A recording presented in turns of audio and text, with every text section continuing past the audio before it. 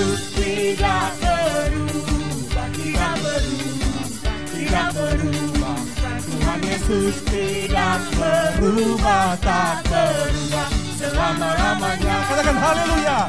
Haleluya, haleluya, haleluya, haleluya, haleluya, haleluya, haleluya. Dan kuasanya tidak berubah, tidak berubah, tidak berubah. Dan kuasanya tidak berubah, tak berubah selama-lamanya. Haleluya, haleluya, haleluya, haleluya. Shalom jemaat yang dikasihi Tuhan, selamat datang dalam ibadah online jemaat GPPS Palu. Suatu sukacita yang luar biasa, kami dapat berjumpa kembali dengan Bapak Ibu Saudara-saudari sekalian dalam ibadah raya hari ini. Sebelum mengikuti ibadah, mari siapkan diri dan hati kita untuk menerima lawatan Tuhan dalam ibadah raya hari ini. Berikut perlu kami sampaikan panduan mengikuti ibadah secara online. Yang pertama, siapkan diri untuk beribadah sebab ini adalah ibadah dan bukan tontonan. Yang kedua, ikuti setiap acara ibadah, turut menyanyi ketika puji-pujian, dan membaca ayat Alkitab saat pengkhotbah menunjuk ayat untuk dibaca, serta berdoa saat diajak berdoa. Yang ketiga, karena ini adalah ibadah dan bukan tontonan, dilarang bercakap-cakap selama ibadah berlangsung. Percakapan dalam kolom live chat dapat saudara lakukan sebelum ibadah berlangsung. Yang keempat, gunakanlah pakaian yang sopan dan duduklah dengan sopan. Selamat menikmati pujian, penyembahan, dan firman Tuhan. Tuhan Yesus memberkati. Shalom. Sekali lagi shalom. Hari ini pagi hari kita berikan tepuk tangan yang terbaik bagi Tuhan kita. Haleluya. Sungguh suatu anugerah Tuhan dan sukacita yang luar biasa bagi kita sekalian, Bapak Ibu Saudara sekalian. Kita boleh berjumpa kembali dalam ibadah saat pagi hari ini. Dan mari bersama-sama kita siapkan segala keberadaan hidup kita untuk kita boleh masuk dalam hadirat Tuhan saat pagi hari ini.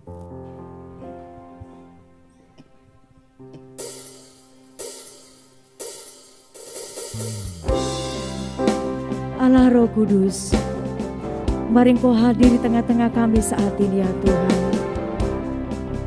Kiranya urapan dan lawatan-Mu terjadi bagi kami saat ini.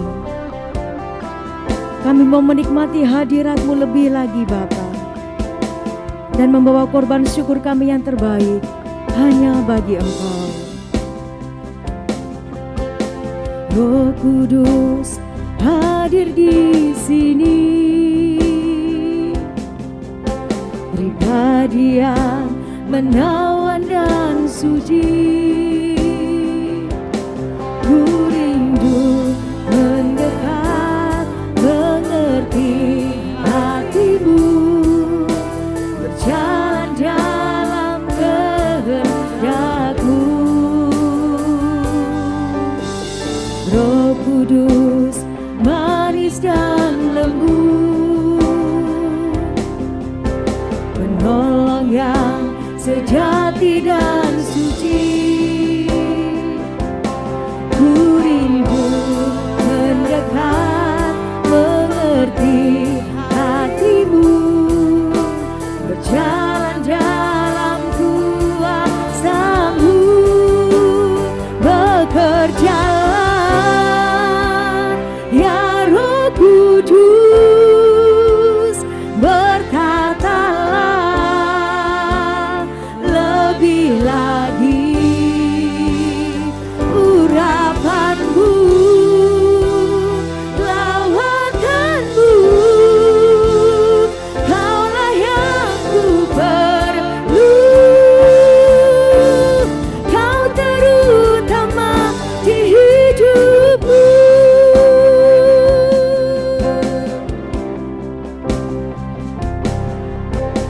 Roh Kudus hadir di sini, pribadi yang menawan dan suci. Ku rindu mengerti hatimu, berjalan dalam kehendak-Mu. Roh Kudus manis dan suci,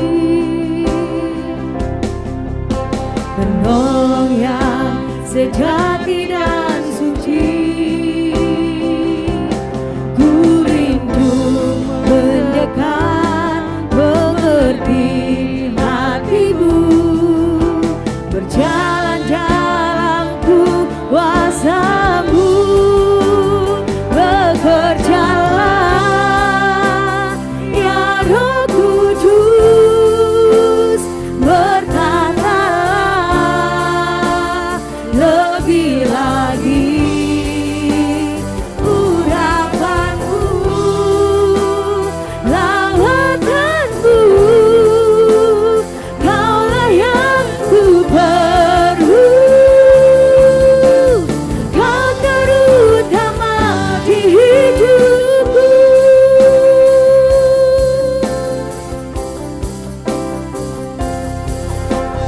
Roh Kudus hadir di sini,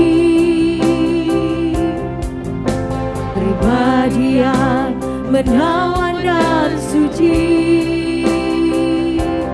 ku rindu mendekat, mengerti hatimu, berjalan dalam kehendak-Mu. Roh Kudus manis dan lembut, penolong yang sejati dan suci, ku rindu mendekat, mengerti hatimu, berjalan dalam kuasa-Mu. Bekerjalah ya Roh Kudus, berkatalah lebih lagi urapan-Mu, lawatanmu, Kaulah yang ku perlu, Kau terutama di hidupku.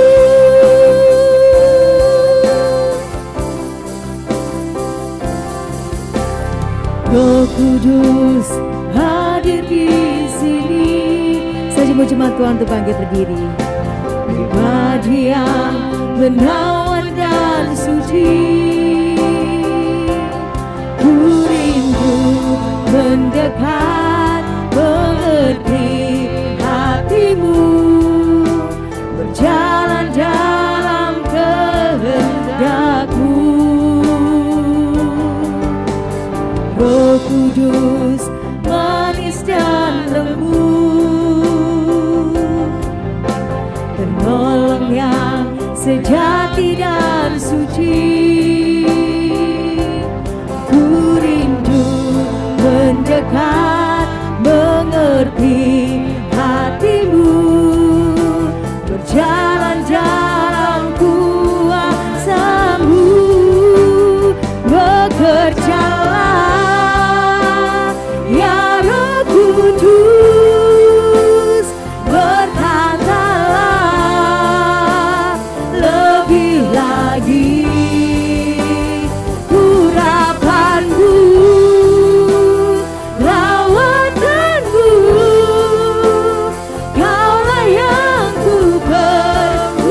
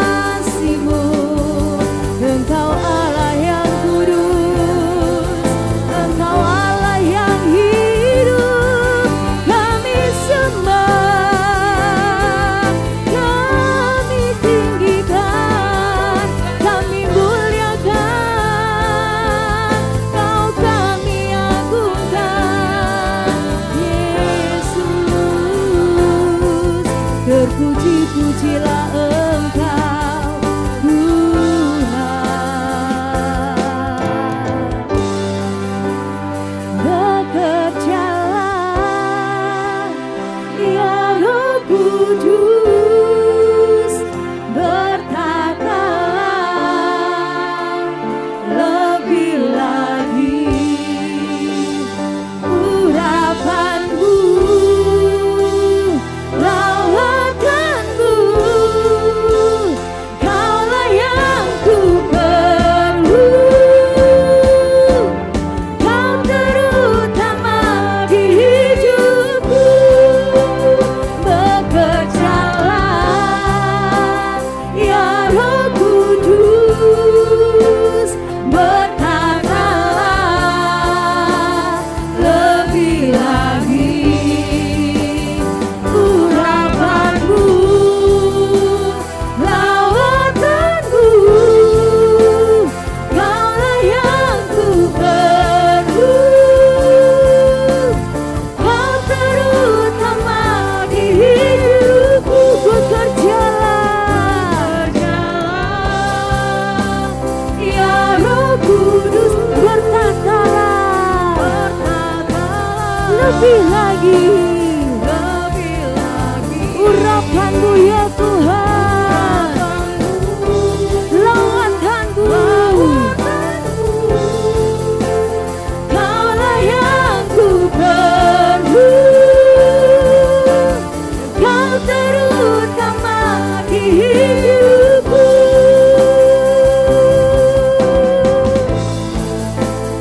Kaulah yang ku perlu, Kau terutama di hidupku.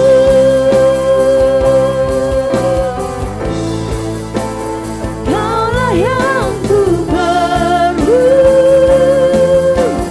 Kau terutama di hidupku.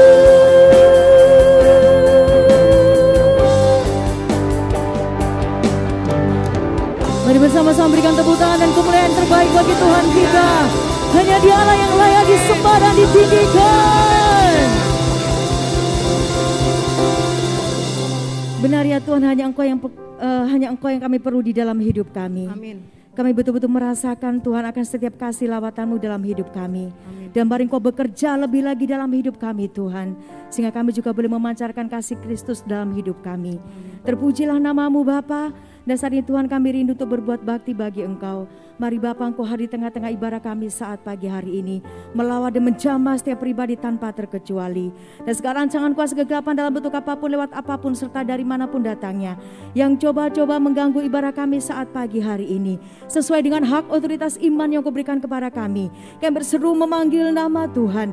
Di dalam nama Tuhan Yesus Kristus, kami katakan hancurkan semuanya di dalam nama Tuhan Yesus Kristus. Terima kasih Bapa, kami siap untuk memuji dan memuliakan nama Tuhan, hanya di dalam nama Tuhan Yesus Kristus. Haleluya, amin. Sekali lagi mari kita berikan tepuk tangan yang terbaik bagi Tuhan kita. Ya lebih lagi dan lebih lagi bagi Raja kita yang mulia. Haleluya, silakan duduk jemaat Tuhan. Biarlah gerakan Roh Allah terjadi di tempat ini, dan urapan serta lawatan Tuhan terjadi atas setiap pribadi saat ini, dan kita boleh selesai hidup bersukacita dan berkemenangan di dalam Tuhan. Roh Kudus, Roh Allah, bakar hati dan hidupku, apimu bakarku, jadi korban persembahan, damai bibir hati dan pikiran, dengan api urapanmu, beriku kasih kudusmu, jangkau semua bangsa, jangkau semua bangsa bagimu. Gerakan Roh Allah, Roh Allah terjadi di sini. Allahku kan melawatku, melihat di timur dan barat, dari utara selatan.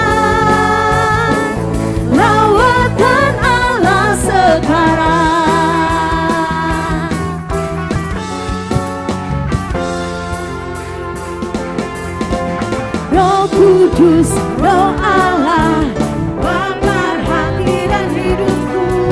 Apimu bakarku, jadi korban persembahan.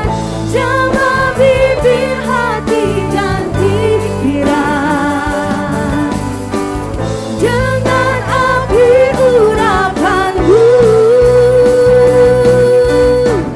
Beriku hati kudusmu, jangkau semua bangsa, jangkau semua bangsa bagimu. Gerakan Roh Allah, gerakan Roh Allah terjadi di sini.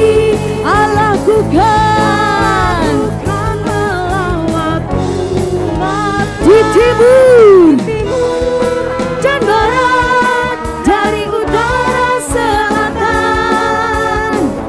Lawatan Allah sekarang. Saya semua jemaat Tuhan bangkit berdiri. Mari bersama-sama kita naikkan pujian ini bagi Tuhan. Roh Kudus, Roh Allah, bakar hati dan hidupku. Apimu bakarku, jadi korban persembahan. Jamah bibir, hati dan pikiran dengan api urapanmu. Beriku kasih kudusmu, jangkau semua bangsa, jangkau semua bangsa bagi. Katakan gerakan, gerakan Roh Allah terjadi di sini. Allahku kan melawatku, matnya di timur dan barat, dari utara selatan. Lawatan Allah sekarang. Gerakan, gerakan Roh Allah terjadi di sini.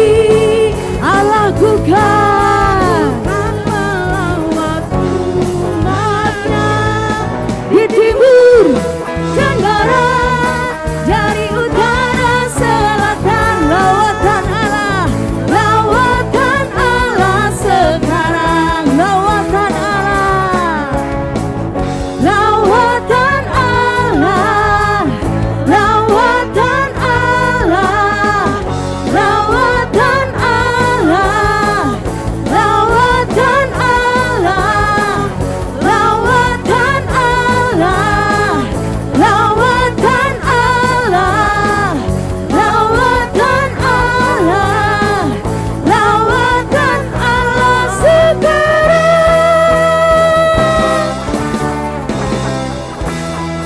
Kali berikan suara-suara bagi Allah kita.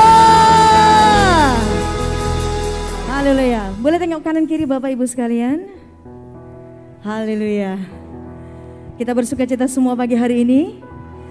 Bagi yang bersuka cita, mari bersama-sama kita angkat tangan kita dan sama-sama berikan tepuk tangan. Sorak-sorai kemuliaan yang terbaik bagi Allah kita.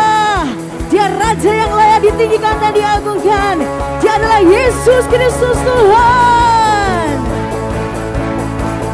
Mari bersama-sama katakan, more, more, more, I want more, more, more, more, we bless you, we praise, say again, more, more, more, more, more, I want more, more, more, more, we praise you, I'm gonna dance, I'm gonna dance, I'm gonna dance because of Jesus. Katakan I'm gonna dance,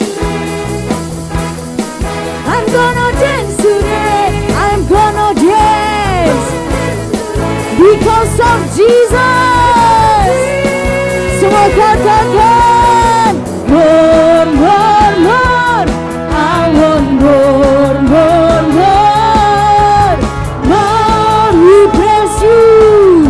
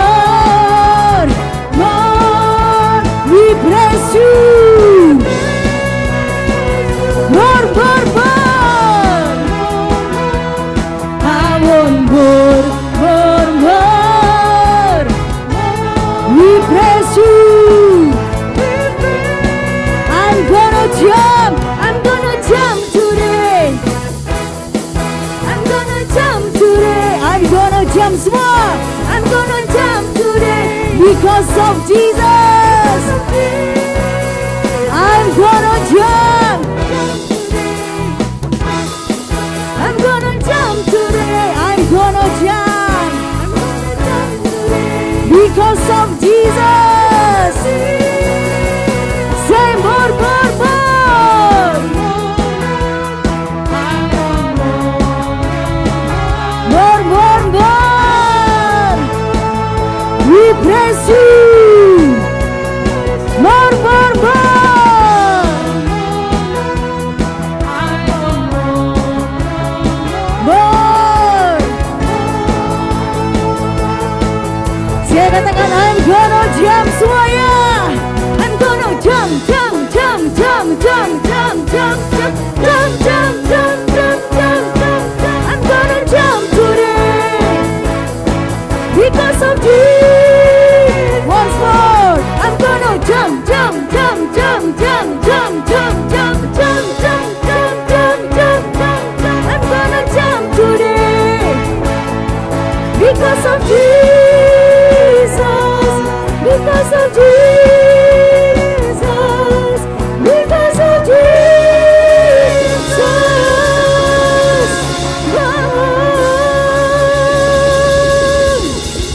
Haleluya. Silakan duduk jemaat Tuhan. Puji Tuhan. Selamat datang seluruh jemaat Tuhan yang dikasihi Tuhan, baik di dalam ruangan ini maupun yang ada di luar, maupun juga yang mengikuti ibadah melalui live streaming, baik yang ada di Kota Palu dari manapun saudara berada. Tuhan Yesus memberkati. Juga selamat datang bagi saudara yang baru pertama kali hadir dalam ibadah di tempat ini. Tuhan Yesus memberkati, dan jika ada yang baru pertama kali hadir, supaya kita bisa saling mengenal, kami mohon saudara tidak keberatan, boleh berdiri sebentar untuk kita doakan. Ada yang di dalam ruangan, yang di luar? Ada yang baru pertama kali hadir? Oke, puji Tuhan, selamat datang, Tuhan memberkati. Puji Tuhan, kita doakan sebentar ya. Kemudian kita akan menyambut juga saudara kita yang berulang tahun, yang saya sebutkan namanya, nanti silakan berdiri juga untuk kita doakan, yaitu James Peter Potuda, Daniel Surya Pratama Axel, Herman Pakaya, Daniel Medi Christian Purnama, Kevin Alexandro, Lydia Polonika Rasubala, Lydia Petrus, Roni Setiawan, Yunita Wulandari, aduh banyak sekali, Mary Limbunan, Orpa, Bilo, dan Yons Dayo. Puji Tuhan, Tuhan memberkati kita, dan selamat ulang tahun bagi saudara yang berulang tahun. Yang hadir silahkan berdiri, kita doakan sekaligus dengan yang baru pertama kali hadir. Puji Tuhan, mari kita berdoa. Bapa di sorga, kami mengucap syukur untuk kehadiran saudara-saudara kami yang untuk pertama kalinya beribadah bersama dengan kami. Kiranya Tuhan Engkau tilik apa yang menjadi pergumulan dan kerinduan hati mereka, buka jalan campur tangan Tuhan mengadakan segala perkara, terlebih keselamatan daripadamu menjadi bahagian mereka. Terima kasih Bapa, kami memberkati mereka di dalam nama Tuhan Yesus Kristus. Demikian pun kami datang bersyukur bersama saudara-saudara kami yang berulang tahun sepanjang minggu ini. Terima kasih buat pemeliharaan, pertolongan, perlindungan Tuhan atas mereka. Kiranya Tuhan memberkati pribadi, rumah tangga, keluarga, usaha, pekerjaan, pelayanan, dan pertumbuhan rohani mereka semuanya diberkati Tuhan. Pertolongan, perlindungan Tuhan atas mereka, dan biarlah kiranya dengan tambahan usia ini mereka semakin memahami makna kehidupan mereka sebagai orang percaya. Dalam nama Tuhan Yesus, berkat Tuhan turun atas mereka. Amin. Puji nama Tuhan, kembali jemaat Tuhan saya jemput untuk bangkit berdiri. Dan mari bersama-sama kita siapkan hati kita untuk kita boleh masuk dalam kebenaran firman Tuhan saat pagi hari ini.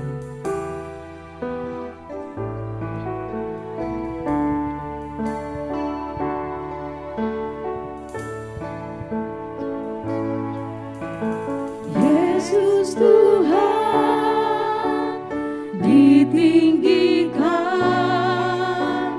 dimuliakan dan naik ke surga. Dia berikan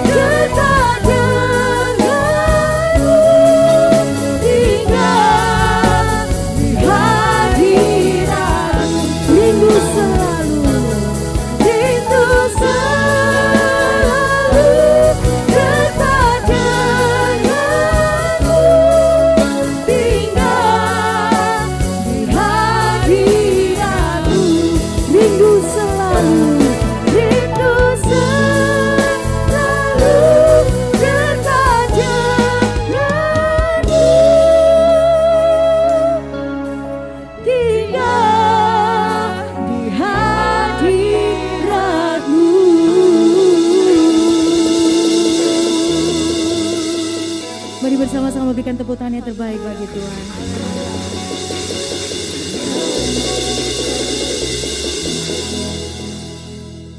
Segala kemuliaan hanya bagi nama-Mu di tempat yang maha kudus. Amin, Yesus. Hati kami terus rindu untuk selalu berada di hadirat-Mu ya Tuhan. Kami bersyukur atas Roh Kudus yang Engkau karuniakan di dalam kehidupan kami. Amin, Yesus. Di dalam menapaki realita hidup yang datang silih berganti. Tapi kami sungguh merasakan pertolongan daripada Roh Kudus yang senantiasa memberikan kami penghiburan, kekuatan, sehingga kami boleh tetap kuat di dalam kekuatan kuasa-Mu. Itu sebabnya Tuhan pada pagi hari ini, kami rindu terus Tuhan untuk menyiapkan hati kami sebagai seorang murid, untuk selalu belajar kepada-Mu Roh Kudus. Karena tanpa Roh Kudus, kami tidak bisa berbuat apa-apa. Oleh kekuatan Roh Kudus, kami percaya kami boleh dimampukan. Sehingga dengan demikian Tuhan, kami merasa lapar dan haus akan kebenaran firman-Mu.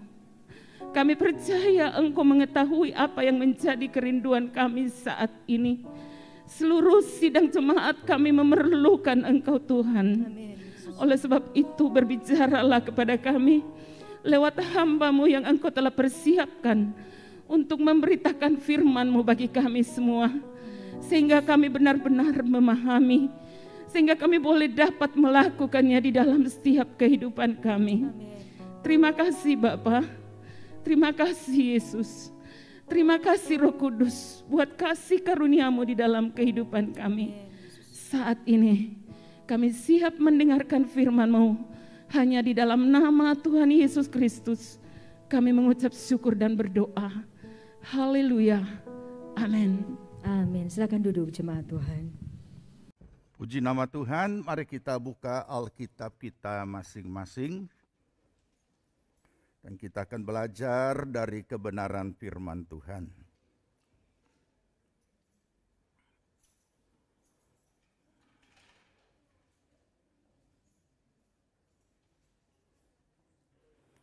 Pembacaan kita yang pertama, kita buka di dalam 2 Samuel pasal 21. 2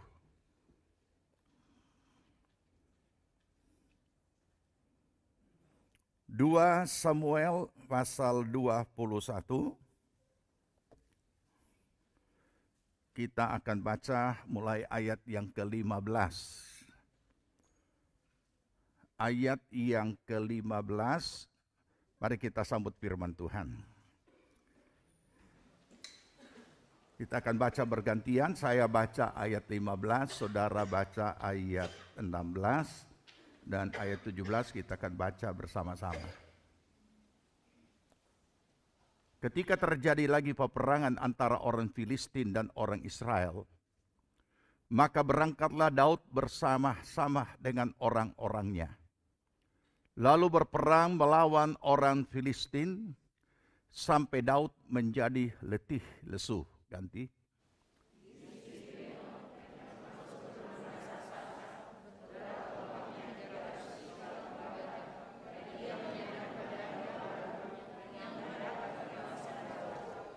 Tetapi Abisai bin anak Seruya datang menolong Daud, lalu merobohkan dan membunuh orang Filistin itu.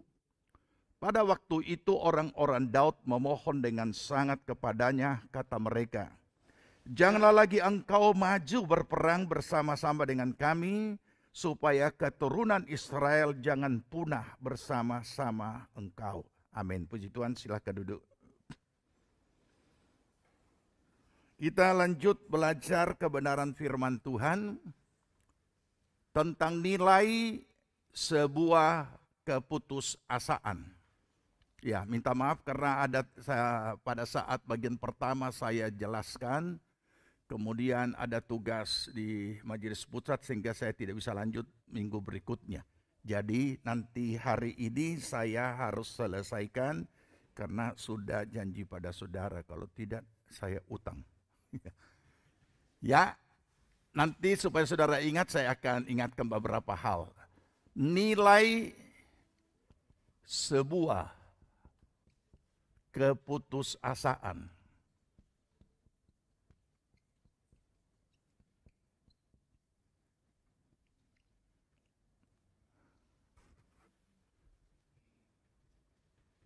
Keputusasaan tentu orang tidak pernah menyangka dia akan alami.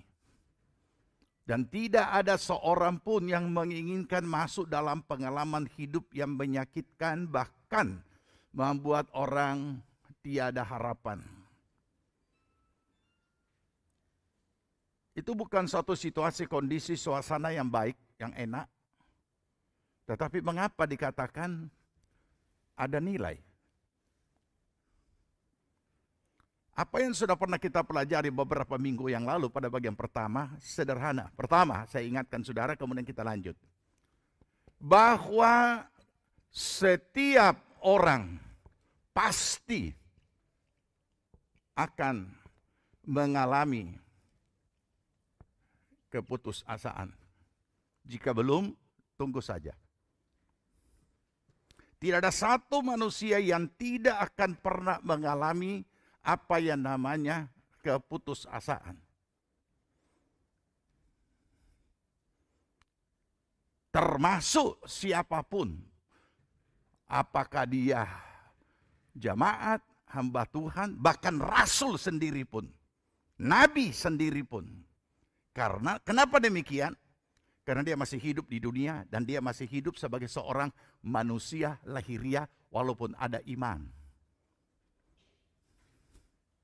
Nah, itulah sebabnya kita perlu belajar dan mengerti mengapa Tuhan izinkan setiap orang dibawa masuk kepada pengalaman seperti ini, termasuk orang percaya, termasuk biar pendeta sekalipun. Makanya jangan saudara terkejut kalau membaca ada pendeta bunuh diri. Jangan saudara terkejut ketika membaca dan mendengar ada pendeta dan ibu gembala yang jadi gila. Apakah Tuhan tidak menolong? Apakah Tuhan tidak membela? Apakah Tuhan tidak campur tangan? Bukan. Karena ia sendiri tidak memahami mengapa itu harus terjadi.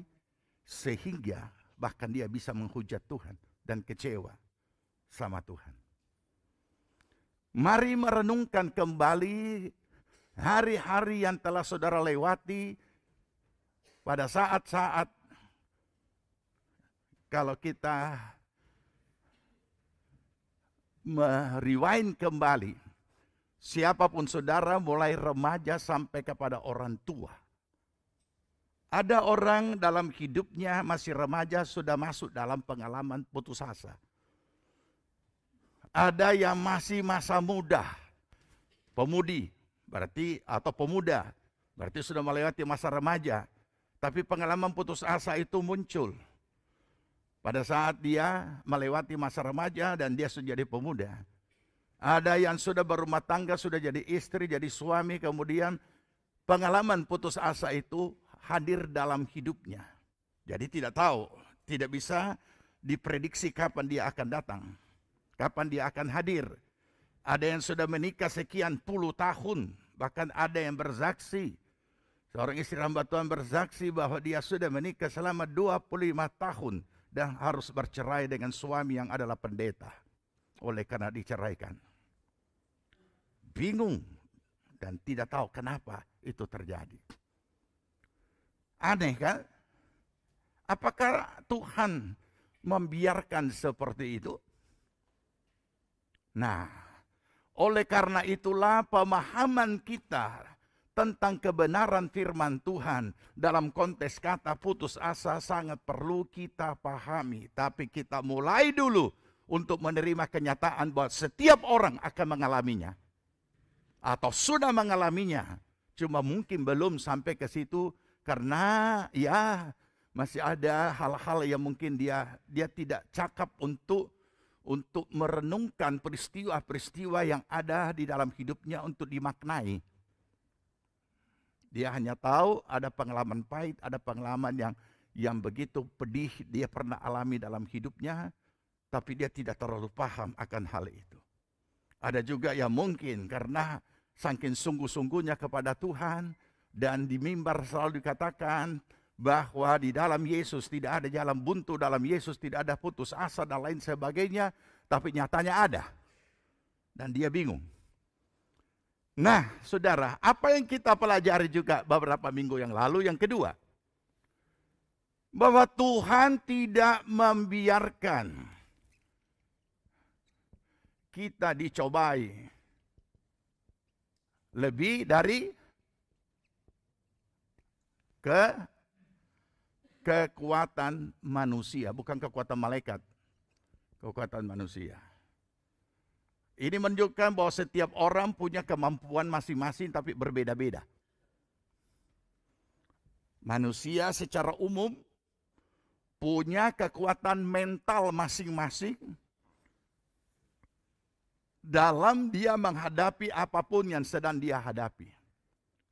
Juga sebagai manusia, sebagai orang percaya, itu saudara dan saya, juga punya kemampuan dan kekuatan iman seturut kadar iman yang dimiliki oleh masing-masing.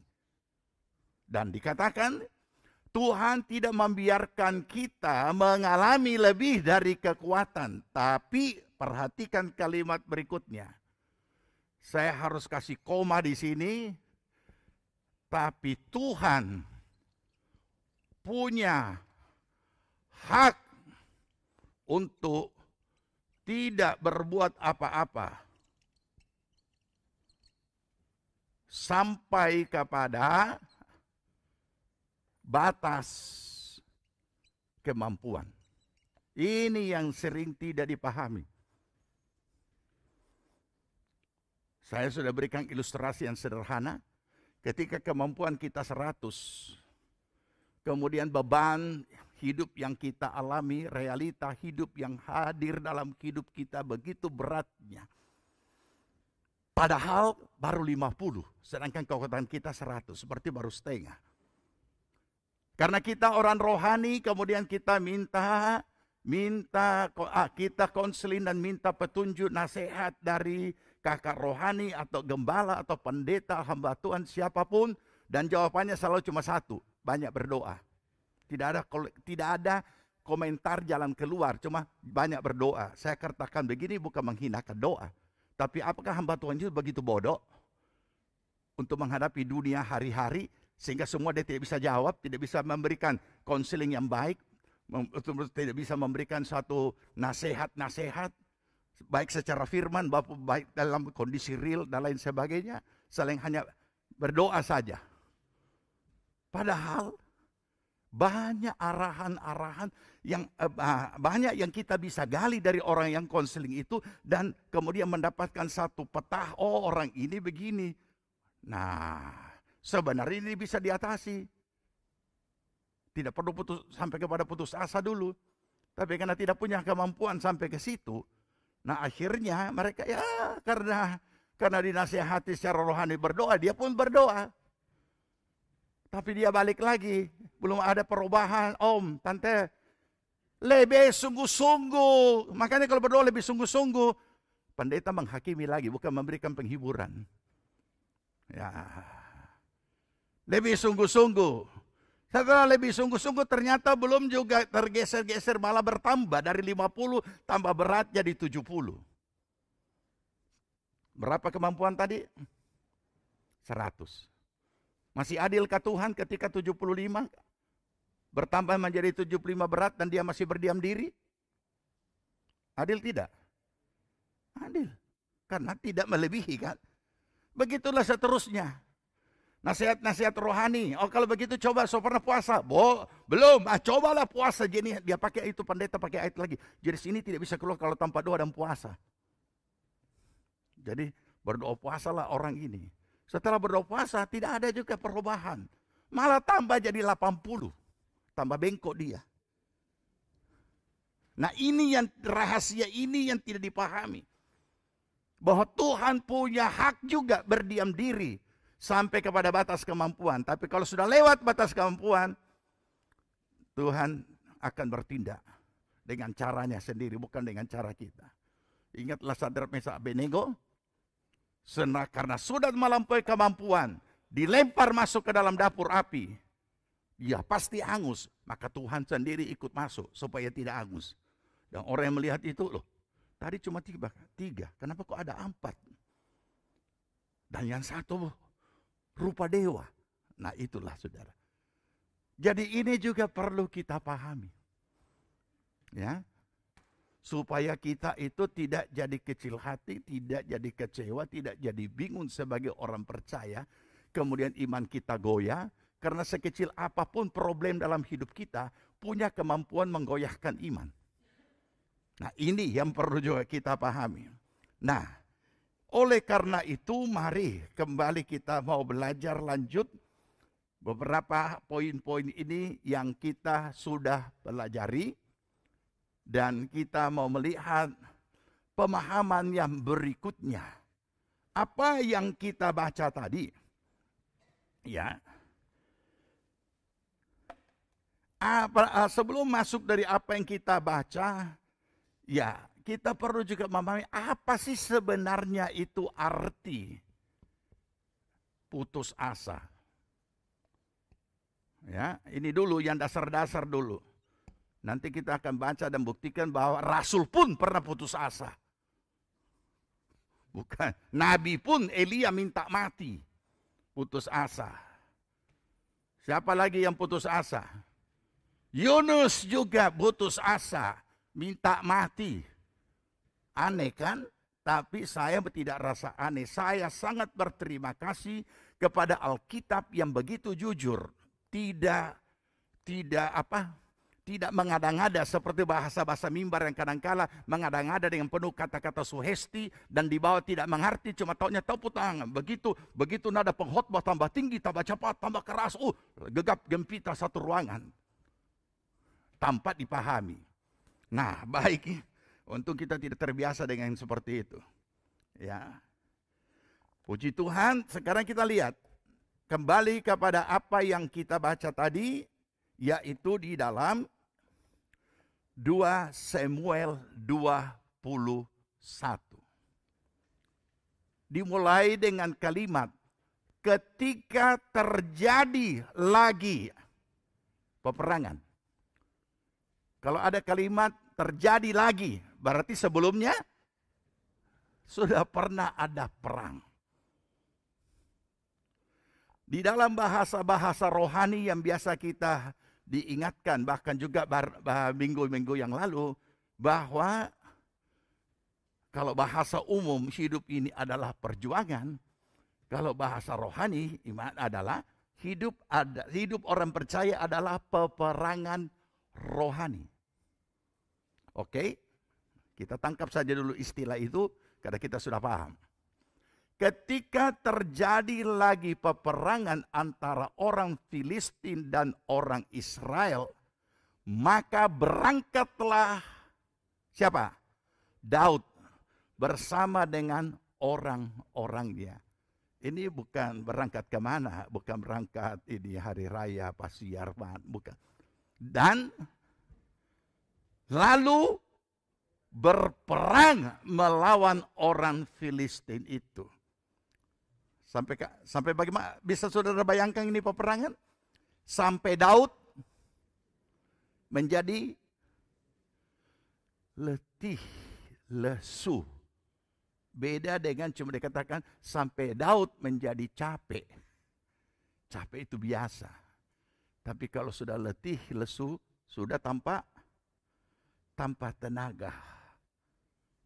Saudara, hidup roh perjalanan orang percaya adalah peperangan. Dan kalau dikatakan hidup adalah perjuangan, maka juga adalah perjuangan iman. Memperjuangkan iman itu, kata Paulus mengingatkan kepada jemaat Tuhan. Pertanyaannya, kalau secara manusia, di dalam aktivitas kita sehari-hari, kita mengenal dengan apa yang namanya capek tubuh karena bekerja, banting tulang.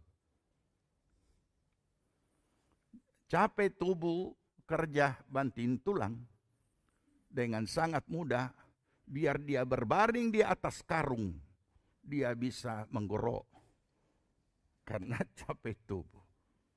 Makanya kadang-kadang orang-orang seperti ini baru tersandar sedikit, sudah babunyi, penyembahan. Nah, itu berarti masih bisa teratasi dengan istirahat. Inilah pergumulan realitas hidup yang hadir, kenyataan hidup dalam berbagai peristiwanya. Berperang sampai letih lesu. Kalau di tempat tamasya kita letih lesu, paling enak sedap tidur. Entah angin gunung, entah angin pantai. Di mana saja kita berada. Tapi kalau kita letih lesu di dalam peperangan, jangankan perang, bunyi apa saja kita mau menyelamatkan diri, mungkin biar jalan sudah tidak bisa. Karena letih lesu. Pertanyaannya, ada capek tubuh, ini dulu sebelum pertanyaan. Capek secara tubuh, pasti setiap orang sudah pernah mengalami. Bagi mereka yang punya aktivitas, bekerja dan bukan orang malas. Ada juga yang capek pikiran.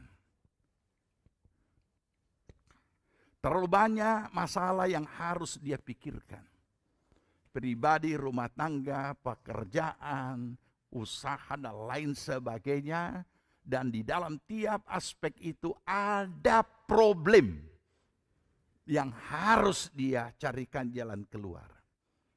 Tidak heran beberapa orang yang tidak mampu menghadapi ini karena capek pikiran dan buntu pikiran. Larinya ke narkoba, larinya ke dunia gelap. Untuk apa? Menghilangkan ini stres dan depresi. Tapi ternyata dia tidak bisa hilang. Karena dia menyatu dengan hidup setiap manusia. Kenapa capek? Karena tidak ada jalan yang ditemukan oleh pikirannya menyelesaikan masalah itu. Maka dia pun mengalami capek hati. Wah, ini sudah bahaya. Ini sudah sampai kepada tingkat putus asa. Tidak ada lagi gairah hidup, tidak ada lagi keinginan apapun. Dan karena tidak dapat berbuat apa-apa, tenaga sudah maksimal, pikiran sudah maksimal, hati berkehendak ini dan itu untuk dapat diselesaikan dan lain sebagainya. Tapi tidak ada jalan. Disinilah bisa terjadi tindakan bunuh diri. Disinilah bisa terjadi orang jadi gila. Karena depresi tidak bisa diatasi. Nah, saudara, kembali kepada kondisi letih lesu tubuh ini. Oleh karena pergumulan hidup yang dialami dalam keadaan yang sudah tidak berdaya.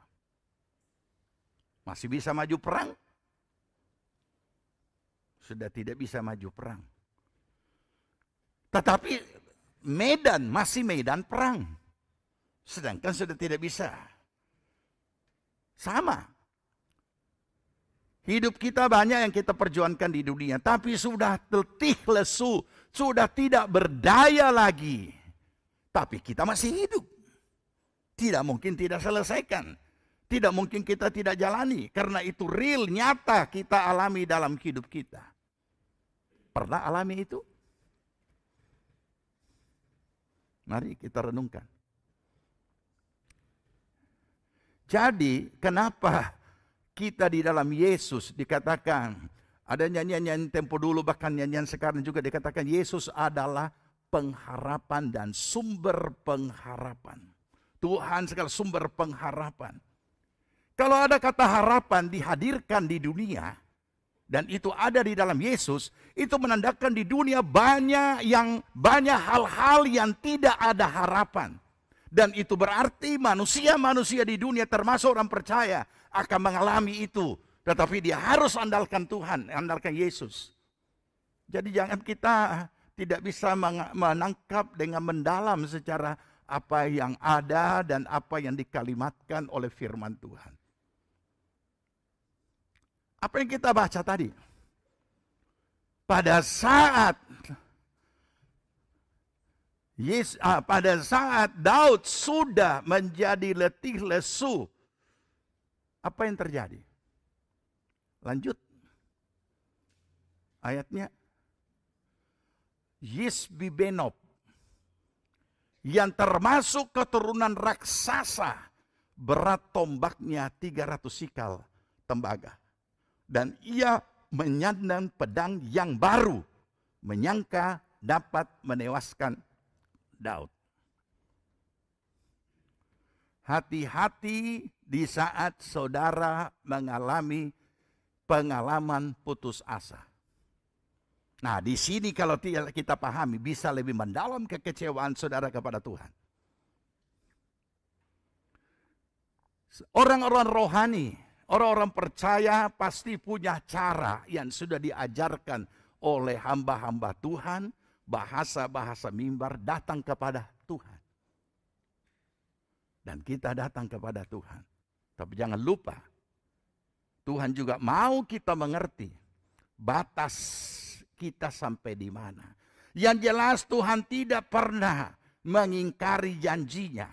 Dikatakan Tuhan tidak membiarkan kita dicobai lebih daripada kekuatan kita, melainkan pada saat kita dicobai Dia berikan jalan keluar. Bukan menyingkirkan pencobaan, bukan menyingkirkan beban, Dia berikan jalan keluar. Jadi berarti kita yang hadapi ini kita pribadi yang hadapi realita-realita atau problem-problem ini, kita yang diberi jalan keluar, bukan problem disingkirkan. Ini kadang-kala bahasa mimbar mengajar tabale. Bukan problem yang disingkirkan. Kita yang diberikan hikmat, akal budi, jalan keluar bagaimana menyelesaikan itu. Artinya jangan pernah lari dari kenyataan hidup. Lari dari kenyataan hidup, awal bencana baru dan bukan jalan keluar. Nah, ini yang perlu kita pahami. Ketika Tuhan izinkan untuk berkunjung ke negara lain dan melayani dan berada dan tinggal bersama dengan gembala yang ada di sana, saya kemudian merenungkan kadangkala pelayanan orang hamba Tuhan di luar negeri menjadi suatu level, padahal lebih berat dan lebih berat. Kenapa saudara? Karena jemaat kalau bukan pelajar, mereka adalah ilegal. Hanya sebagian kecil yang mereka adalah benar-benar adalah orang-orang yang bisa dipertanggungjawabkan. Dan saya pernah menjemput bersama dengan gembala di penjara atau di tahanan imigrasi salah satu jemaat. Jadi bukan gampang. Kenapa saudara? Bermacam-macam masalah ada di sana. Ada yang menginginkan kalau di negara lain mungkin namanya green card, di negara lain namanya PR. Jadi untuk caranya mudah. Ya, kawin rabu-rabu dengan orang di sana ya sudah selesai, sudah dapat itu. Nah, ini kan aneh, ini kan tidak karuan ini. Nah, orang yang saya dengan Pak Gembala itu jemput di tahanan imigrasi, dia seorang ahli kecantikan, ahli tata rambut. Dan ketika dia pergi ke negara itu, ya visa masih ada, dia kerja dengan baik, dengan penghasilan yang luar biasa. Ketika visa habis, dia harus pindah dari kota ke kota, dari kota ke kota, dari kota ke kota. Oleh karena sudah jadi ilegal. Dan apa yang terjadi? Gereja sekarang coba sudah bayangkan, kira-kira bagaimana misalnya saya gembala. Kemudian 80% saya punya jemaat ini orang-orang ilegal. Kira-kira apa yang mau dihotbahkan? Apalagi dikasih tinggal di pastori. Terus apa yang mau dihotbahkan? Berarti Makanya gereja pernah dicurigai sebagai penampung orang-orang ilegal. Artinya tenaga kerja ilegal atau masuk. Sebenarnya maksudnya tidak ilegal, tapi visa habis tidak pulang. Jadi tidak. Aduh, saya bilang bagaimana saya mau berkhotbah ini? Karena orang-orang bermasalah nih, bermasalah dalam hal hukum. Nah, kadang-kadang kita bermasalah dalam hukum, kita anggap yang penting bukan hukumnya Tuhan kita langgar. Kalau hukum negara kita langgar tidak apa-apa. Padahal apa bedanya? Nah, ini contoh, saudara. Sehingga kita tidak bisa memberikan petunjuk-petunjuk yang keliru. Ada saya punya teman kalau saya ke Surabaya selalu dikasih kendaraan untuk pakai sendiri. Bagus ini kendaraan mewah, dan ya saya senang. Tapi begitu saya tahu nomor tidak betul, apa nomor tidak betul? Saudara tahu itu biasa ada nomor mobil, mungkin dia mau pakai nomor yang aneh, bukan nomor aneh-aneh, nomor yang mungkin kalau dikasih ini tambah ini jadi muncul kayak kata nama. Ya. Saya lihat begitu. Enggak. Saya tidak akan pakai karena ini celah. Apa itu celah? Kamu harus mengerti bahwa ada yang tidak benar dengan kendaraan ini. Juga kalau saya pakai, itu ada peluang, ada celah. Saya tidak aman dengan mobil ini karena ada ketidakberesan. Oleh karena itu, saya kasih kembali di mobil mewah, ganti yang biasa saja. Yang penting nomornya bisa dibaca dengan baik. Mungkin dia putar-putar supaya kayak dia punya nama. Nah, ini juga aneh, saudara. Jadi kita jangan anggap itu biasa saja. Nah, bisa. Sesuatu pelanggaran berarti kita buka celah. Tidak apa-apa, ini bukan melanggar firman. Terus saya tanya, apa yang kamu langgar? Dan ini cuma nomor tidak apa-apa, tidak. Kalau sampai saya ditahan di jalan, heboh. Ini Pak Pendeta sudah ditahan di jalan, disuruh jalan kaki. Gara-gara nomor mobil tidak benar. Jadi kita perlu paham itu. Ya. Kadang-kadang mau huruf apa? A jadi A4. Ya. Saudara mau taruh, saudara punya yang penting tidak. Ada lagi kemarin saya tiba di revival, itu DP nomor badansa-dansa. Setelah ada disambung, ini huruf ini huruf ini, huruf ini. Jadilah DP nama. Belum kena tiup di jalan. Nah, itu perlu kita perhatikan. Jangan kita buat celah, kemudian masalah menembus diri kita yang sebenarnya tidak bisa tembus. Tapi karena kita yang membuka pintu, masalah tembus. Nah, kembali kepada hal ini. Ini yang penting. Apa yang sedang terjadi ketika saudara sedang putus asa? Biasanya orang-orang rohani mulai masuk dalam masa-masa mencekam ini, dia mulai rasa lebih dekat dengan Tuhan. Dia mulai berusaha bagaimana menguatkan imannya supaya bagaimana beda. Perasaan kita terobok-obok semua, mulai main perasaan. Tapi apa yang kita baca tadi? Ketika Daud letih lesu, apa yang hadir?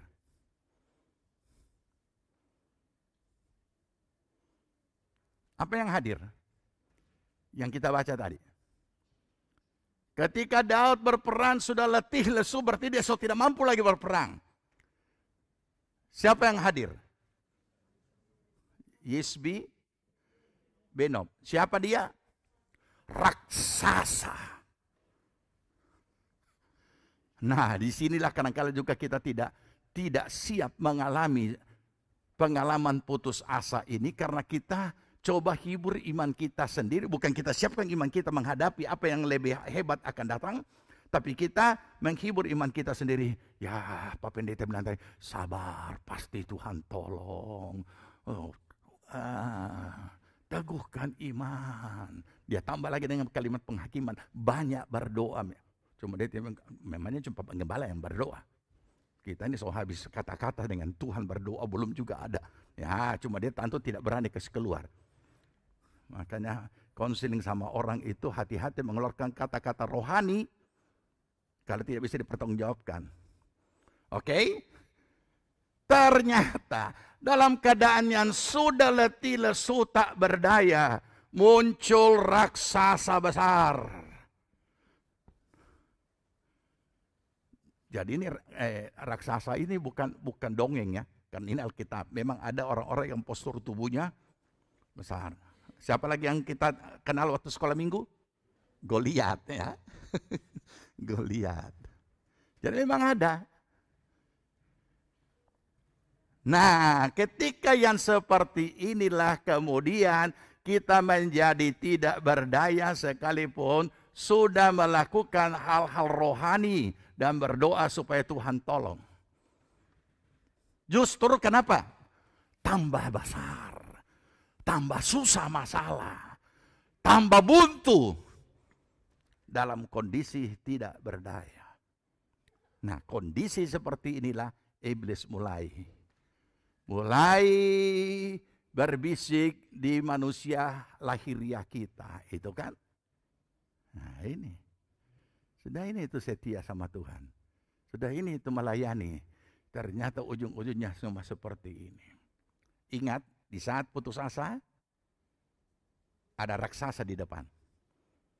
Padahal ketika kita dalam keadaan yang sudah letih lesu, yang dibutuhkan adalah istirahat.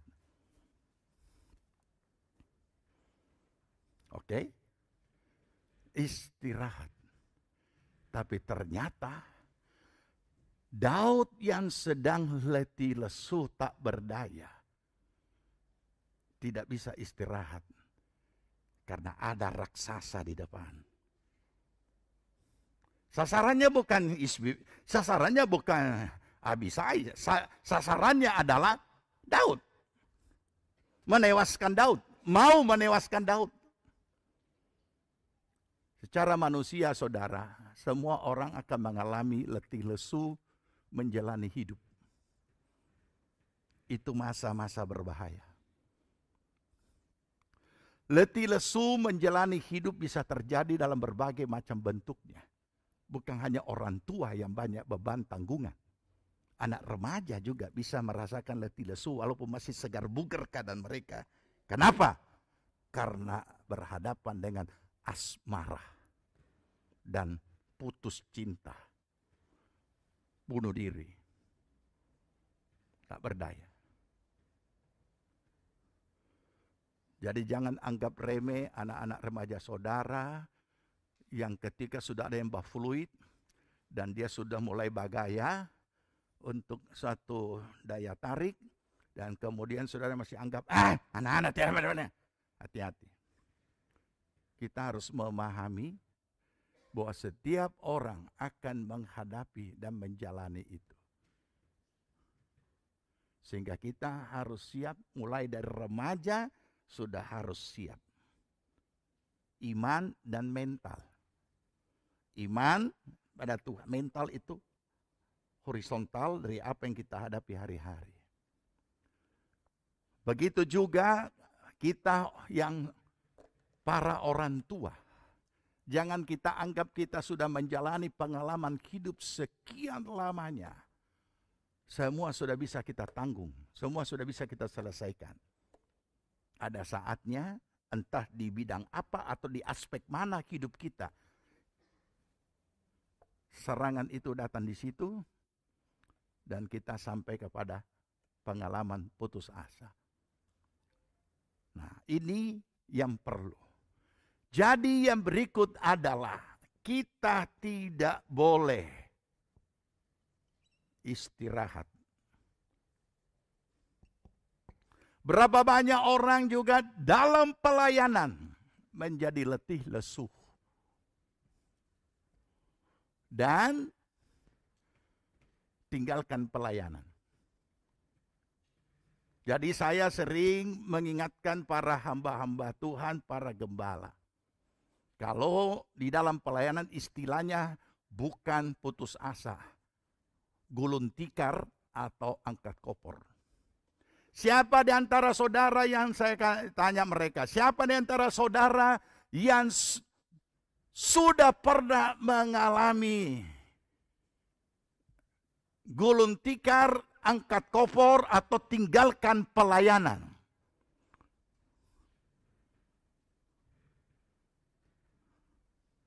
Ada? Belum? Bagi yang belum, tunggulah saatnya, segera akan datang dan segera akan terjadi dalam hidupmu.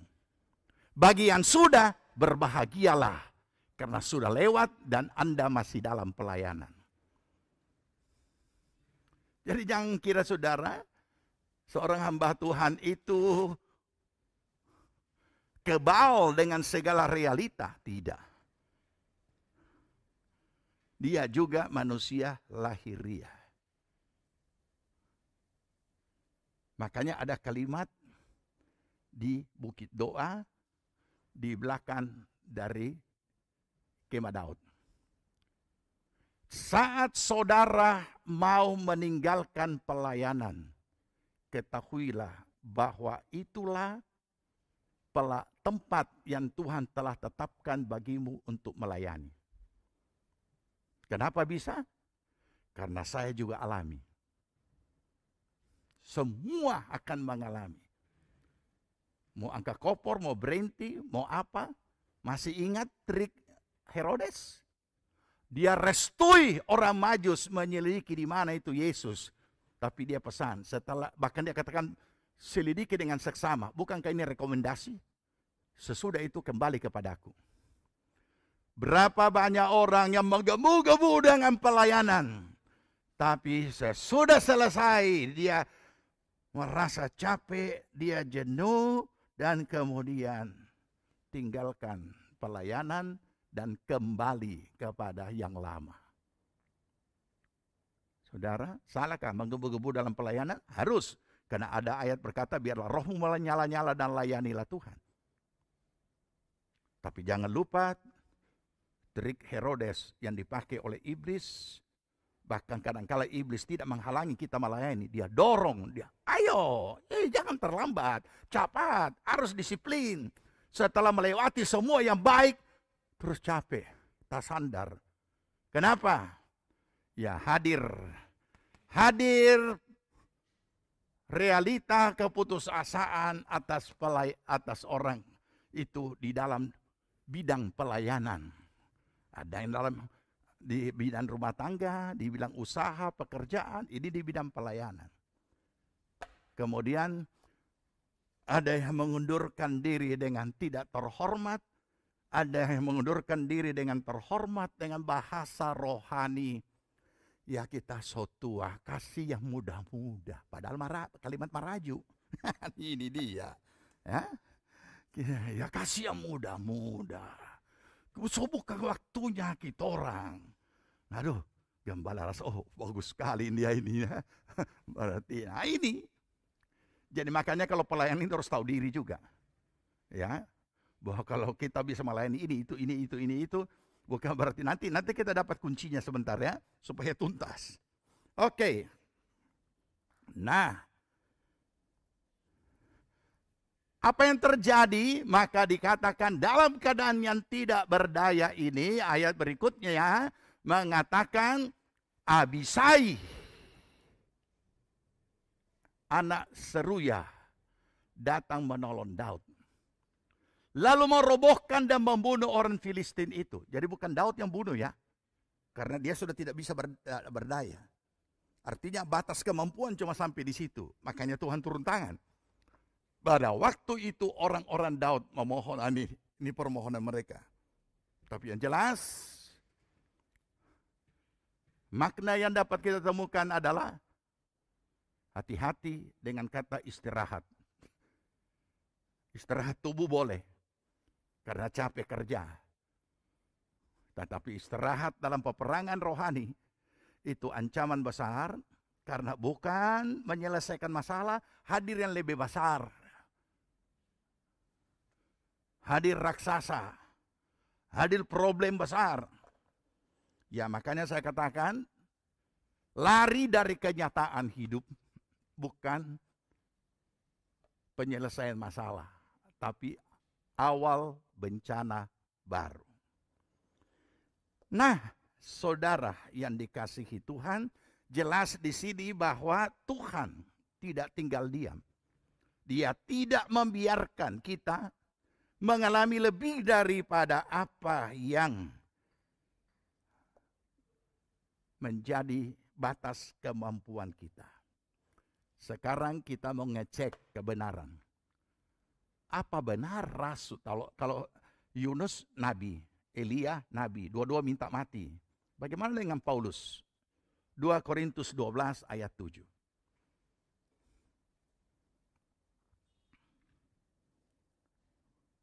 2 Korintus 1 saja dulu. 2 Korintus 1. Nah, itu 2 Korintus 12 nanti kita baca, itu jalan keluar. Itu untuk dapat memaknai kenapa mengalami itu. 2 Korintus 1 ayat 8. Ya, saudara baca ayat 8. 2, 3.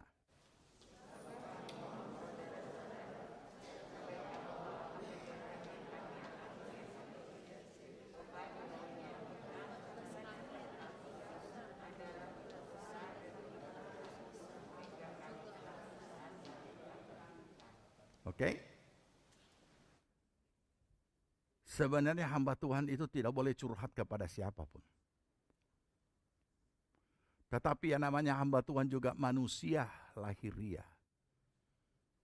Dia harus juga dapat tempat untuk menumpahkan apa yang dia alami, untuk menyampaikan, untuk curhat. Hanya saja harusnya hanya kepada Tuhan. Tapi dasar orang Korintus ini tidak mau tahu, tidak mau paham. Dan ini adalah jemaat yang luar biasa.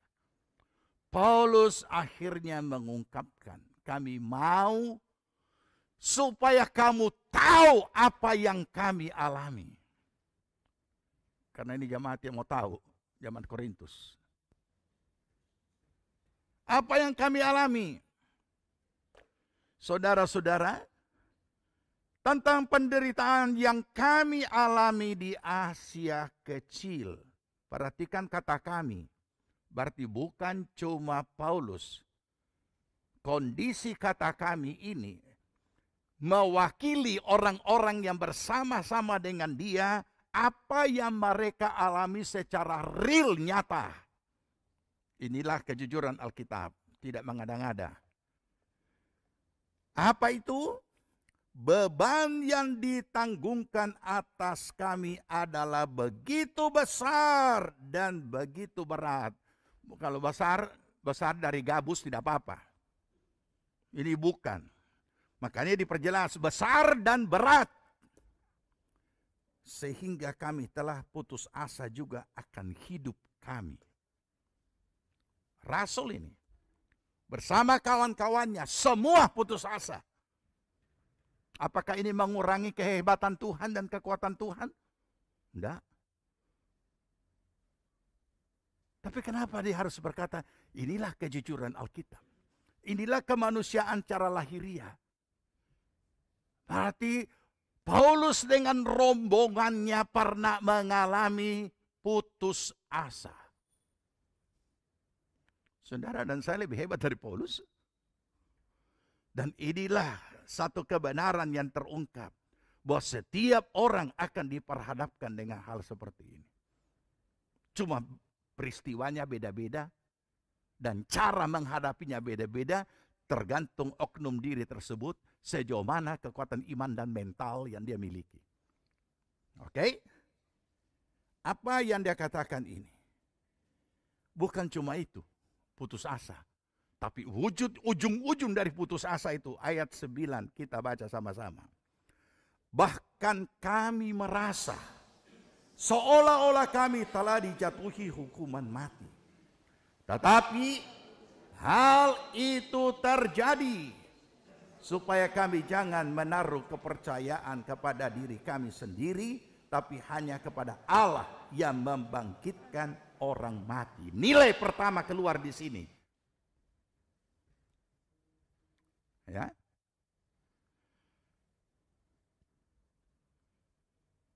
Apa nilai keputusasaan ini? Sehingga Tuhan izinkan. supaya tidak mengandalkan diri sendiri. Itu yang kita baca.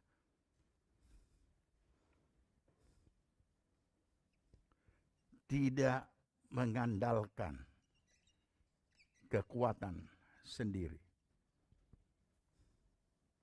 Hal ini terjadi.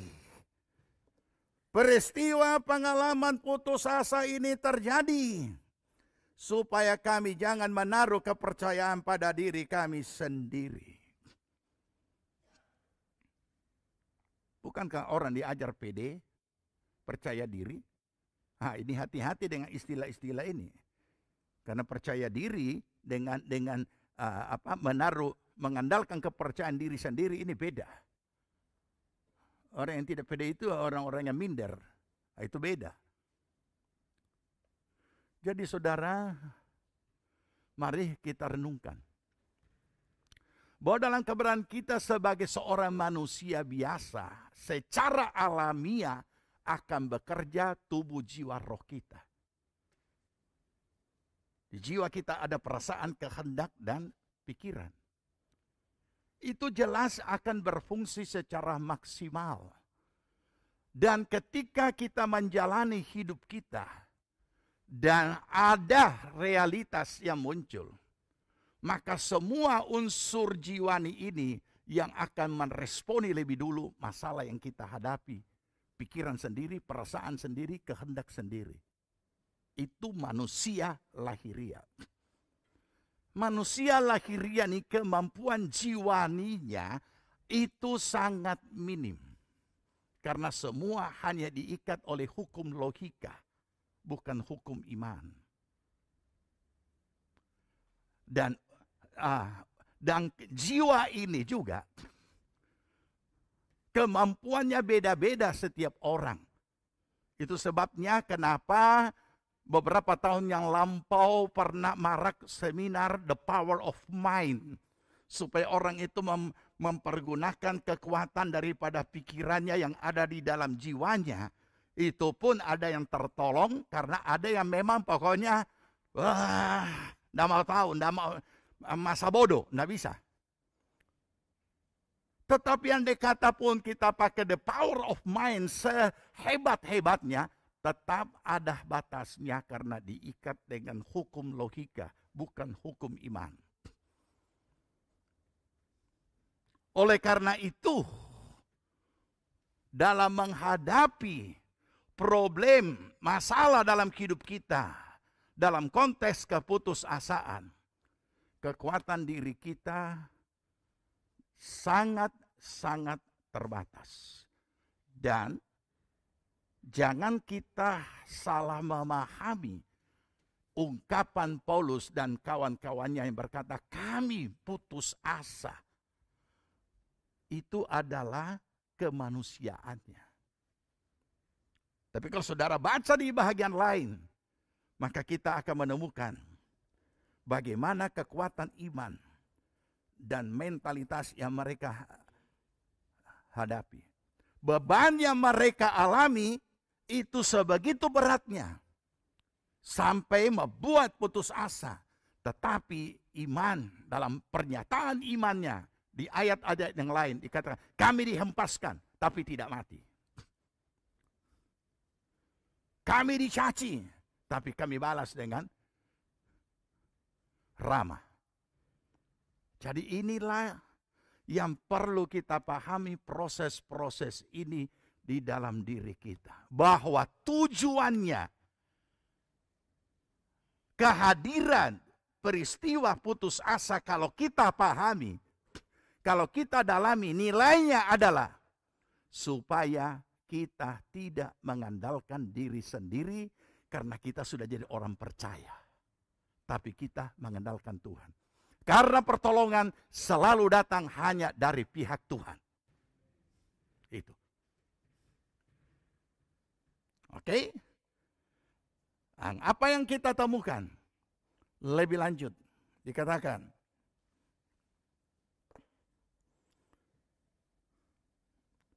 Korintus 12. Ini lebih dalam lagi dan harus siap. Ini cara Tuhan, yang satu yang kita mau baca ini cara Tuhan yang unik. Yang hanya diketahui oleh pribadi itu dengan Tuhan. Orang lain tidak tahu. Saya 2 Korintus 12 ayat 7. Ya, saya baca dulu ya. Kita baca gantian. Dan supaya aku jangan meninggikan diri karena pernyataan-pernyataan yang luar biasa itu, maka aku diberi suatu duri di dalam dagingku, yaitu seorang utusan iblis untuk menggocok aku supaya aku jangan meninggikan diri. Ganti.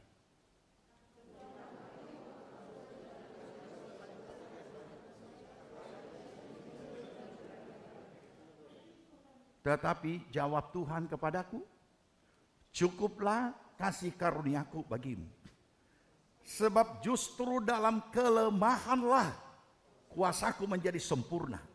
Sebab itu terlebih suka aku bermegah atas kelemahanku, supaya kuasa Kristus turun menaungi aku. Ganti.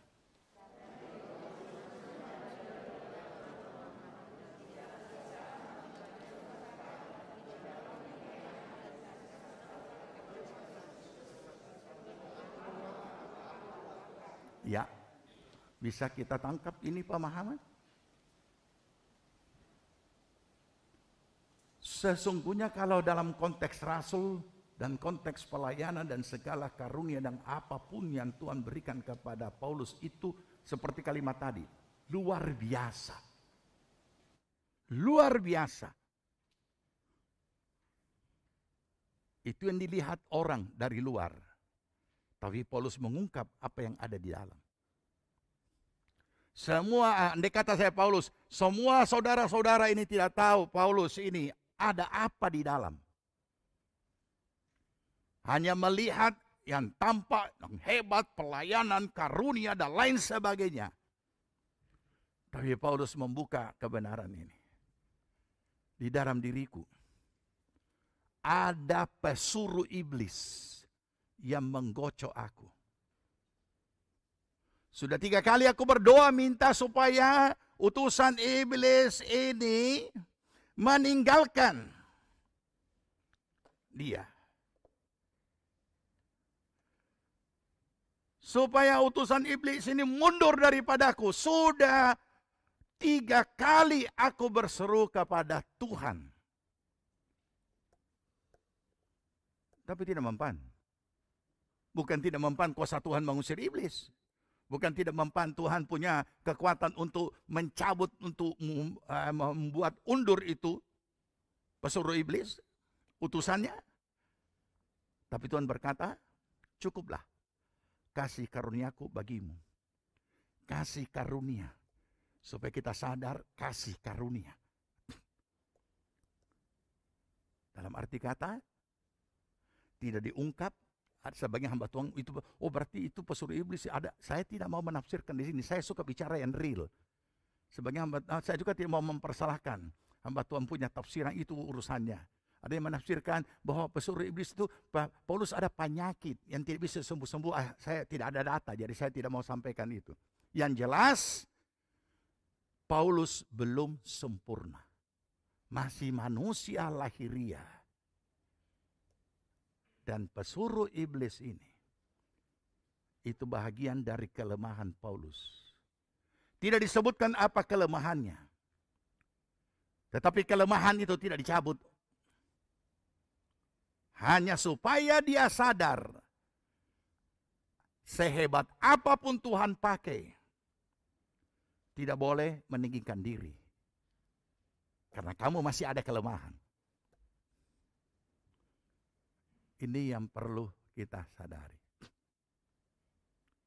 Kadangkala orang tidak dapat mendalami kasih karunia Tuhan ketika memakai seseorang. Sehingga kita lupa, kita buang Tuhan, kita puja-puja orang itu menjadi pengganti Tuhan.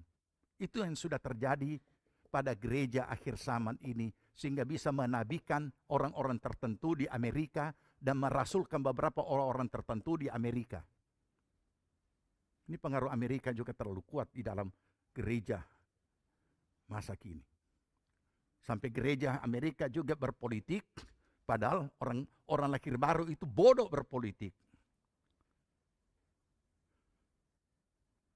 Nah ini, saudara, dengan sangat mudah, hamba-hamba Tuhan tidak usahlah di situ. Orang-orang tidak usah, jadilah rohaniawan. Makanya selalu saya tekankan, jadilah pemimpin rohani yang rohani. Biarkan orang politik urusannya dia. Kita mendoakan supaya Tuhan yang bekerja. Kita tidak terlibat di dalamnya. Nah ini yang dialami Paulus. Dan ini adalah hal-hal pribadi yang tidak diketahui hanya oknum diri dengan Tuhan. Supaya kita selalu tahu diri. Tuhan pakai kita ini hanya belas kasihan Tuhan. Makanya kalimat yang aneh tadi kemudian kita bisa mengerti. Aku lebih suka di dalam dia bisa menerima kelemahan itu, bukan dia piara, tapi di saat dia masuk dalam kelemahan itu, di situ dia jadi kuat. Dia sadar, oh, hanya kekuatan Tuhan sebenarnya, kemampuan Tuhan, kasih karunia Tuhan yang membuat ia bisa menjadi rasul, bisa menjadi hamba Tuhan, bisa menyampaikan kebenaran dengan lain sebagainya. Nah inilah yang perlu kita jaga hati kita. Jangan sok jago. Jangan kita anggap diri kita sudah siapa, sudah hebat. Tidak ada. Kita dipakai Tuhan semata-mata hanya kasih karunia Tuhan. Di bidang apapun. Di bidang karunia rohani. Di bidang apa saja dalam pelayanan. Itu kemurahan Tuhan. Karena Tuhan kalau mau dia bisa pakai siapapun yang dia suka. Tapi kenapa dia pakai saudara? Nah itulah pengasihan Tuhan. Ya. Di saat aku lemah, disitulah aku kuat. Di situ dia menemukan, di situ dia menemukan ini kekuatan Tuhan. Makanya dia berkata, ini kalimat yang terakhir, ini bukan kalimat takbur, tapi dia berkata begini. Karena itu aku senang dan rela di dalam kelemahan, di dalam siksaan, di dalam kesukaran, di dalam penganiayaan dan kesesakan oleh karena Kristus. Sebab jika aku lemah, maka aku kuat. Kadang-kala Tuhan harus memperhadapkan kita dengan pengalaman keputusasaan supaya menemukan kita dan tahu diri. Cuma sampai di situ kita punya kemampuan. Itulah nilai berikutnya dari pengalaman putus asa. Apa itu? Menemukan batas kemampuan. Yang terakhir, pengalaman putus asa adalah kesempatan anugerah untuk kita memperbaharui penyerahan diri kita kepada Tuhan.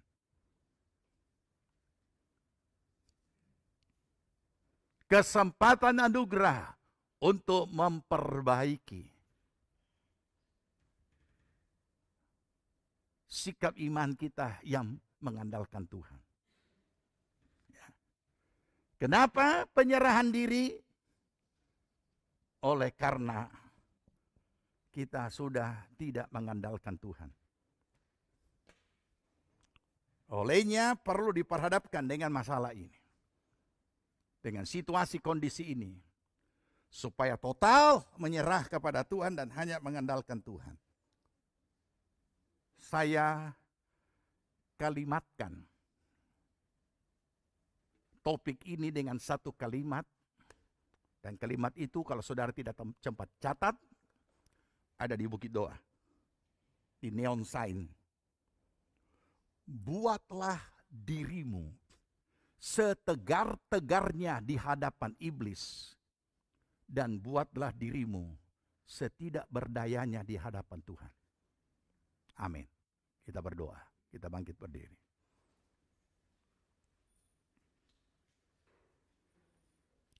Saya ulangi, buatlah dirimu setegar-tegarnya di hadapan iblis. Tapi buatlah dirimu setidak berdayanya di hadapan Tuhan. Itulah penyerahan. Sama-sama kita bangkit berdiri dan kita nyanyikan pujian. Dan kita akan berdoa.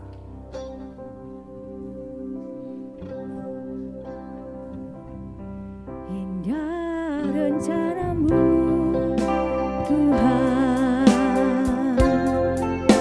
di dalam hidupku, walau ku tak tahu dan ku tak mengerti semua jalanmu.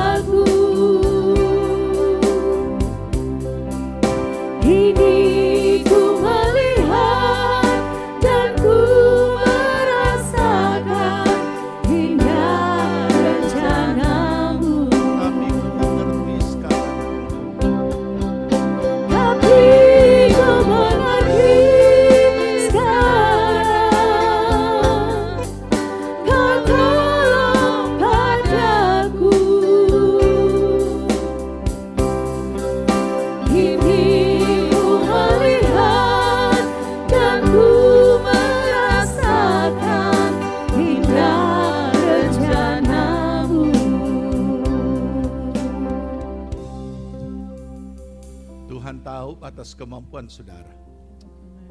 Itu sebabnya ia mengirim penolong, yaitu Roh Kudus. Sama seperti Abisai bin Seruya, yang artinya penolong. Ia datang menolong.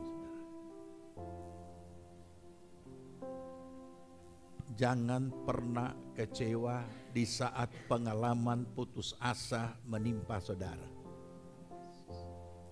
Karena Tuhan menyiapkan penolong. Itulah Roh Kudus.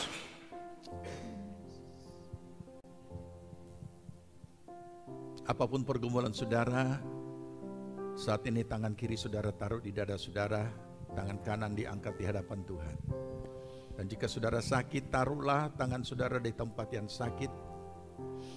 Ataupun ada orang-orang tertentu yang saudara ingat sedang sakit dan saudara akan doakan, angkat tangan saudara di hadapan Tuhan. Terima kasih Bapa di sorga. Karena kami mengerti dan memahami bahwa rancangan-Mu begitu indah dalam hidup kami. Dan apapun yang kami hadapi, apapun yang hadir, Engkau tidak pernah membiarkan kami sendirian. Engkau telah menyiapkan penolong yaitu Roh Kudus untuk menolong kami, menyertai kami, bahkan tinggal dalam diri kami. Terima kasih hari ini kami boleh belajar daripada firman. Dan biarlah Roh Kudus selalu bekerja dan membawa kami lebih mendalami lagi dan memberikan pengertian yang lebih dalam lagi bagi kami. Sehingga apapun yang kami hadapi, sekecil apapun sampai kepada yang terberat, kami tetap mengandalkan Tuhan. Amen.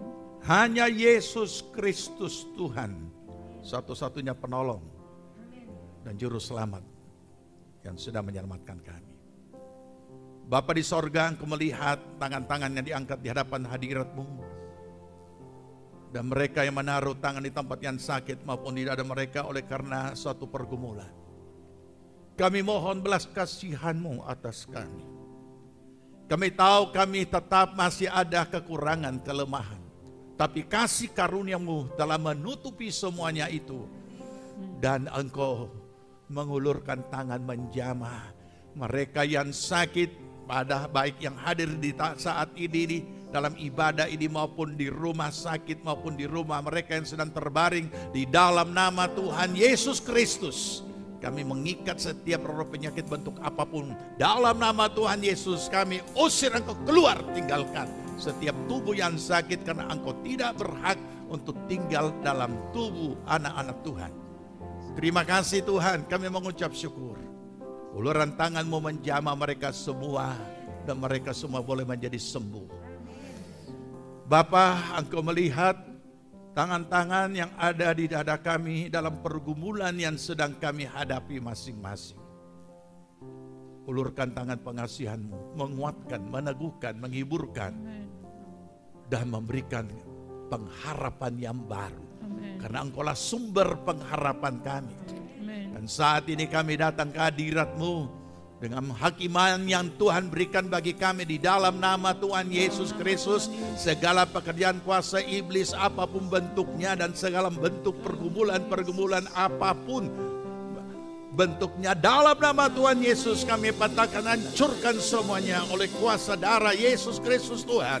Dan kemenangan Tuhan berikan bagi kami, jalan keluar yang Engkau janjikan Engkau berikan bagi setiap pribadi, sehingga semua keluar dengan kemenangan iman. Terima kasih Bapa, terima kasih. Terpujilah nama Tuhan. Terima kasih kami boleh beribadah hari ini. Terima kasih Bapa di sorga untuk segala apapun yang sudah dilakukan oleh jemaat Tuhan untuk pembangunan gereja kami. Berkati baik doa, material, finansial, pikiran, dan apapun. Berkati berkali lipat. Terima kasih Bapak. Berkati bangsa negara kami, Bapak Presiden dan wakilnya, seluruh aparat pemerintahan tingkat pusat, provinsi, kabupaten, kecamatan, kelurahan, desa-desa, dan dusun-dusun. Kiranya setiap aparat diberikan roh takut akan Allah. Amin. Sehingga mereka boleh bertanggung jawab melaksanakan tugas dan kepercayaan yang diberikan kepada mereka. Terima kasih Bapak. Terima kasih juga untuk pandemi yang telah Tuhan lalukan dari negeri kami. Bahkan Tuhan angkat dari dunia ini.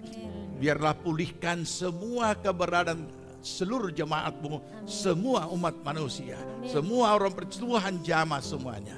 Berkati Tuhan akan aparat keamanan yang menjaga dan mendedikasikan hidup mereka untuk menjaga keamanan di negeri kami, baik TNI, Polri, dan semua jajarannya.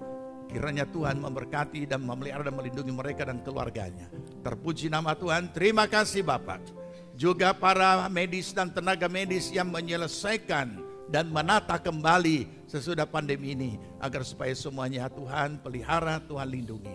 Terima kasih Bapa di sorga, kami mengucap syukur. Jemaat Tuhan yang dikasihi Tuhan, terimalah berkat damai sejahtera dari Tuhan Yesus Kristus. Kecintaan Allah Bapa dan dalam persekutuan Roh Kudus adalah kiranya tinggal menyertai kita sekalian. Dibuatnya kita hidup bijaksana, sehingga berhasillah segala yang kita kerjakan sampai berkelimpahan dari sekarang sampai Tuhan Yesus datang kembali. Amin. Puji Tuhan, ibadah kita telah selesai. Selamat hari Minggu, selamat melanjutkan aktivitas saudara. Tetaplah mematuhi protokol kesehatan yang ada dan tetap yakin bahwa Tuhan Yesus tidak berubah dahulu, sekarang, dan selama-lamanya. Tuhan Yesus memberkati.